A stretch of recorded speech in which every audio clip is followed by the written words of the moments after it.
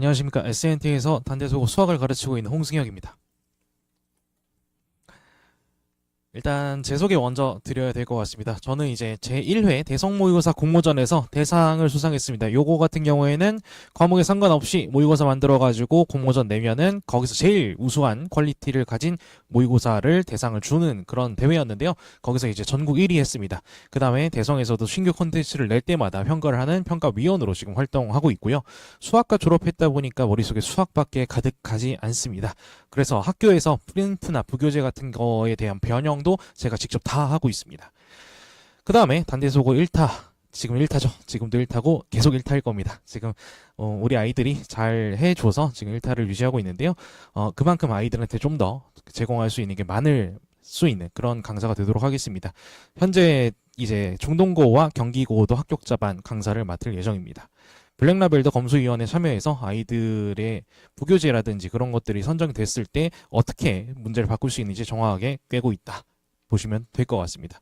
일단 수학 부분에서 제일 중요한 건 로드맵이라고 생각합니다. 이 로드맵을 잡고 들어가냐 안 들어가냐에 따라서 아이들이 좀 여유가 있냐 아니면 이제 시간이 좀 여유가 없게 수학 공부를 계속해야 되냐 이런 것들이 갈리게 되는 것 같은데요. 일단 1학년 때에는 이렇게 구성이 되어 있습니다. 윈터 때는 공수 1에 대해서 유형화를 들어가셔야 되고요. 그 다음에 이제 1학기 중간 기말 때는 내신 이거를 대비하셔야겠죠. 그 다음에 썸머 때는 공수 2 유형화를 하면서 대수 한 바퀴를 돌리는 걸 추천드려요. 그래야지만 이제 겨울 때 대수 심화나 아니면 대수 실력이나 이런 부분을 올라가면서 아이들이 좀 더 유형화에 유연하게 대응할 수 있을 것 같습니다. 그 다음에 2학기 중간 기말 때는 마찬가지로 내신에 대해서 대비를 해주셔야 해요. 그 다음에 고등학교 2학년 때는 윈터 때 할 게 꽤 많아집니다. 왜냐하면 2학년 때는 일단 1학년 때보다 훨씬 더 많은 정보량이 투입이 돼야 되고 그 다음에 이 부분부터는 뭐에 연관이 직접적으로 되죠? 수능에 연관이 직접적으로 됩니다. 이제 수능도 대비해야 되는 그런 기본 과목들이 쫙 깔려 있다라고 보시면 돼요. 그래서 대수 같은 경우, 그 다음 미적분 1 같은 경우, 확통 같은 경우 윈터 때 한 바퀴씩 돌리는 거를 웬만하면 추천드립니다. 그 다음에 이제 1학기 중간기말 때는 대수, 그 다음에 2학기 중간기말 때는 미적분 1 이렇게 하시면 될 것 같고요. 확통 같은 경우에는 이제 3학년 과목으로 분류가 되어 있어요. 교육과정상에서. 근데 이제 2학년 때 왜 이걸 대비를 해야 되냐? 지금 대비를 차근차근 해놔야 수능 대비하기에도 이제 좀 여유롭겠죠. 왜냐하면 3학년 과정을 보시면 미적분 2가 추가됩니다. 미적분 2 같은 경우에는 앞에 나와 있는 모든 과목을 합친 것만큼 정보량이 엄청나게 많아요. 그러다 보니 1학기 때 그래도 내신을 놓을 수 없으니까 미적분 2를 해야겠다라고 했는데 요때 문제가 되는 건 이제 대수 미적분하고 확통입니다.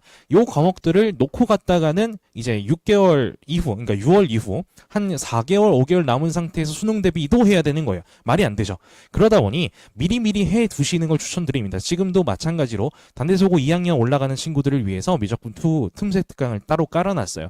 그런 만큼 요거에 대해서 로드맵을 잡고 우리 아이가 정확하게 여유롭게 대처할 수 있게 잘 구성해 보시면 될 것 같습니다. 그 다음에 썸머 이후로는 이제 내신보다는 실전 모의고사와 이제 수능에 정확하게 출제되는 요소들을 따져가지고 약점 정보를 하셔야 되고 수능 보시고 나서 이제 아이의 입시가 끝나게 되겠죠.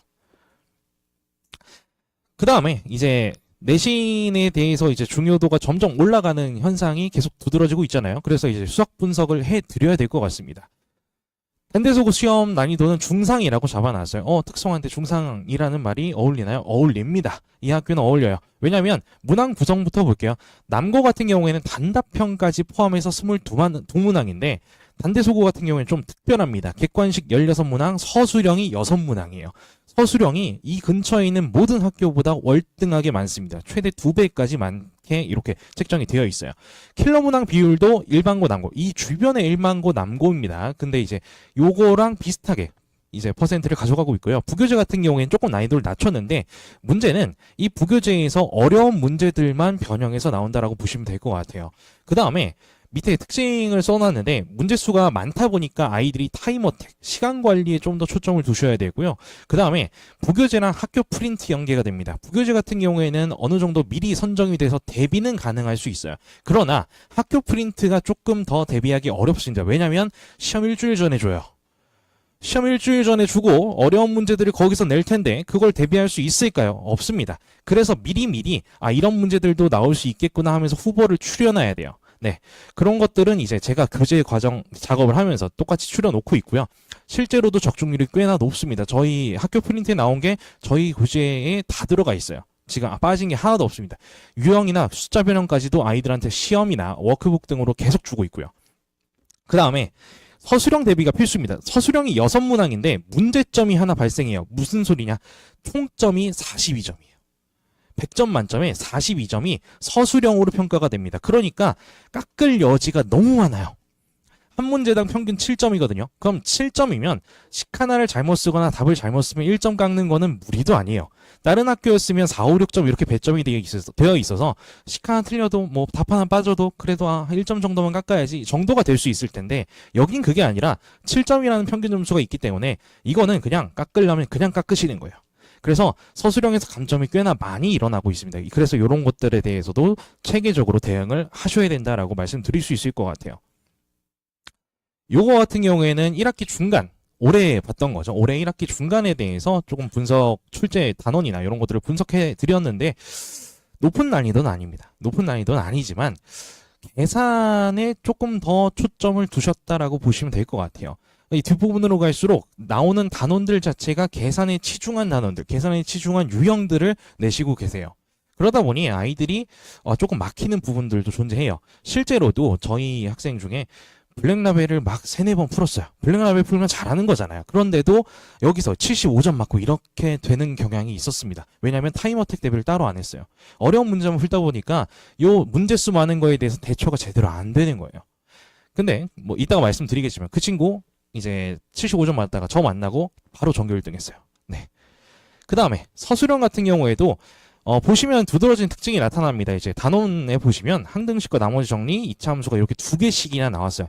요 문제들은 써야 될 게 꽤 많습니다. 필수적으로 들어가야 되는 식, 그 다음에 개념, 어구 이런 것들이 꽤나 많기 때문에 이런 거에서 감점이 굉장히 많이 일어나고 있어요. 그러다 보니 자체 난이도는 높지 않은데 그거를 어떻게 써내려가느냐 요것들이 훨씬 중요합니다. 쉬운 문제라도 우습게 볼 게 아니에요. 이걸 어떻게 써야 되는지 서술형에서 감점 담을 여지가 있는지 그런 것들 철저하게 따지셔야 돼요. 그런 게 대비가 안 되면 이게 100점이어도 한 97점까지 내려가는 그런 현상도 일어날 수 있습니다. 그래서 이런 것들을 다 대비할 수 있는 사람으로서 이제 제 장점들을 나열해 드리려고 하는데요. 일단은 저는 방금 아까 말씀드린 대로 출제자였었고 강의도 잘해서 이렇게 학원에서 컨택까지 해 주셨습니다. 그래서 정점을 찍고 온 사람으로서 학교 선생님들이 뭘 내실지 정확하게 알고 있어요. 학교 프린트 나오거나 부교재에서 뭐 연계될지 다 꿰고 있습니다. 다 적중해요. 저희 교재에 없었던 문제 없습니다. 그 다음에 서술형에 대해서 좀 중요도를 알려드렸었는데 이거는 제가 직접 첨삭을 다 해요. 이 부분에서 틀렸다, 뭐 감점이 일어날 수 있다 이런 걸 추가해야 된다. 다 세세하게 다 아이들이 무슨 부분에서 약한지 다 이렇게 체크하고 있습니다. 이런 거에다가 피드백까지 써가지고 아이들이 이 앞에서 어떤 부분이 약점이었는지까지 계속 기록하고 있어요. 그걸 토대로 아이들이 약점인 문제들 유형별로 계속 분류해서 추가로 나눠주고 있고요. 그래서 그 컨텐츠들이 이런 거예요. 보시면 알겠지만 쭉 이어져 있죠. 이게 중간에 잘라서 온 거거든요. 왜냐면 클리닉 때 주는 자료들을 이제 리스트를 추렸는데 너무 길어가지고 이게 어머님들, 아버님들이 인식하기 좀 힘드실 정도로 좀 양이 많았습니다. 아무튼 아이한테 맞춰서 아이가 이 주간 동안 본 시험이 있을 거예요. 그 시험에서 틀린 문제들 그리고 찍은 문제라도 저는 표기하게 해요. 표기해서 아이들이 제대로 맞출 수 있을 정도로 비슷한 문제들 다 나열해서 줍니다. 그러다 보니 평균이 조금 올라갔어요. 그거는 좀 학교 측에는 죄송하게 여기고 있습니다. 1등급 컷이나 이런 것들이 꽤 올라갔더라고요. 그 다음에 피드백 같은 경우에도 이런 식으로 구성을 하고 있습니다. 일단 보시면 6, 7, 8번인데 6번하고 8번 같은 경우 양이 좀 많죠.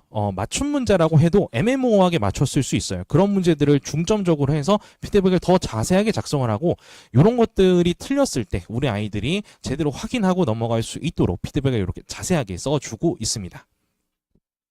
그 다음에 수업 같은 경우에는 기본 유형을 그 기본 유형, 그러니까 개념을 알려주는 그 수업을 앞에 먼저 깔아놓고요. 한 사이클이 돌아갔을 때 두 번째는 이제 심화 부분. 심화 부분이라고 하면은 부교재에서 연계될 수 있는 부분들이죠. 그런 것들을 아이들한테 가르치게 됩니다. 그래서 투 사이클로 연결이 되어 있다라고 보시면 될 것 같고요. 워크북 같은 경우에는 스텝 1하고 스텝 2가 나눠져 있어요. 그러다 보니 아이들이 스텝 1을 풀고 자동적으로 스텝 2도 자연스럽게 풀 수 있게 그렇게 유도하고 있습니다. 그 다음에 중간에 아이들이 스텝 1 풀다가 스텝 2가 너무 갭 차이가 큰 것 같아요. 중간 난이도가 없나요? 라고 하면은 방금 말씀드린 맞춤 콘텐츠를 이용해서 아이들한테 따로따로 프린트도 개별적으로 제공하고 있습니다. 그 다음에 이게 제일 중요한 것 같은데요. 실전 경험이 제일 중요하다 보니까 이제 서술형도 많이 써봐야 되고 아이들이 타임어택 관리, 시간 관리도 제대로 해야 되니까 실전 경험을 저는 굉장히 많이 시키는 편이에요.